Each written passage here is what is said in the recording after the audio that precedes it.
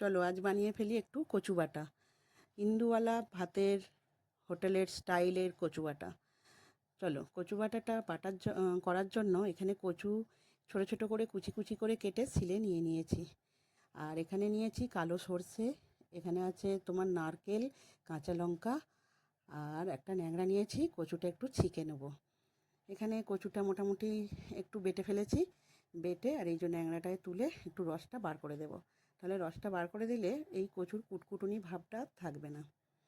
এই যে দেখতে পাচ্ছ রসটা এইভাবে নিংড়ে বার করে দেবে। দেখো কতটা রস বেরোচ্ছে, অনেকটা রস বেড়েছে। আসলে এক হাতে ক্যামেরা আর এক হাতে মানে কচুটা করছি তো অসুবিধা হচ্ছে। দাঁড়াও আমি রেখে তারপর তোমাদের করে দেখাবো। এই দেখো কতটা রস বেরিয়েছে, দেখেছো? এখানে কচুটা রেখে দিয়েছি।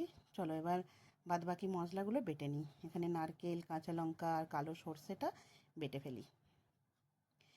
এই বাটাগুলো কিন্তু তোমরা মিক্সিতেও করতে পারো, মিক্সিতেও অনেক সবাই বেটে নিতে পারে। কিন্তু মিক্সিতে বাটার আগে অবশ্যই কিন্তু কচুটা আগে বেটে ছেঁকে নেবে। ছেঁকে নিয়ে রসটা বার করে দিয়ে তারপরে সর্ষে, নারকেল, কাঁচা লঙ্কা, কচু একসাথে দিয়েই বেটে ফেলতে পারো। খুব সুন্দর পেস্টটা হয়ে যাবে।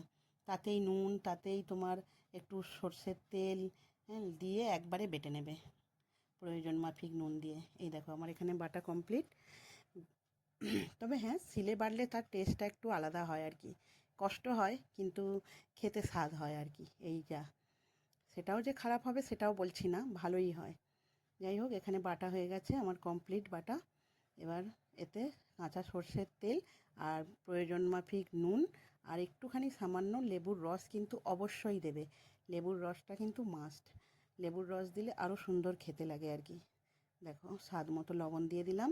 দিয়ে এবার এটাকে মিক্সড করে নেব, তাহলেই তোমার হয়ে যাবে ইন্দুওয়ালা ভাতের হোটেলের স্টাইলের কচু বাটা। এই যে একটুখানি লেবু দিয়েছি।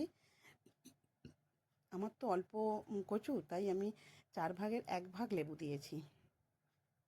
মোটামুটি কচু বাটাটা পরিমাণ অনুযায়ী লেবুটা দেবে আর কি, তোমাদের যতটা মনে হবে দেবে। এখানে আমার রেডি করে ফেলেছি। দেখো কেমন সাজিয়েছি, কেমন লাগছে অবশ্যই বলো কিন্তু আমার কচু বাটার রেসিপিটা কেমন। টাটা।